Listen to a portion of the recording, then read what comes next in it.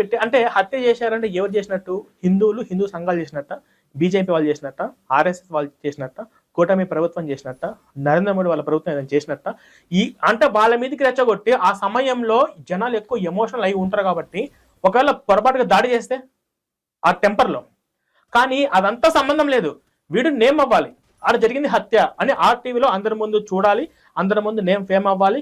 ఈ చావును ఉపయోగించుకొని వీడు పొలిటికల్ గా డెవలప్ అవడం కోసం వీడు రాజకీయ పార్టీలో ఎక్కువ కార్యకర్తలు జాయిన్ చేయించుకునే విధంగా చెయ్యాలి అని ఒకటి పెట్టుకొని ఈ ఎమోషనల్ డ్రామాలు ఆడాడు.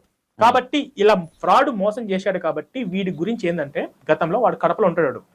వాడు కొంతమంది మీటింగ్స్ కి పిలిస్తే మీటింగ్స్ దగ్గరికి వెళ్ళి పాస్టర్ల కూతుర్లకి లైన్ వేసి లైన్ లో పెట్టేటాడు. ఎవరు? ఈ అభినయ్ దర్శన్ వాడు, ఈ సినిమా హీరో. ముగ్గురు పిల్లలు. ఫస్ట్ సినిమా హీరో ఏదో ఫిదా అని చెప్పి 3-4 సినిమాలు తీశాడు. సినిమాలో రిలీజ్ కాలేదు, హిట్ కాలేదు, అసలు ఏం కాలేదు. అది అరే సినిమా హీరోగా మనకేం బాగాలేదు.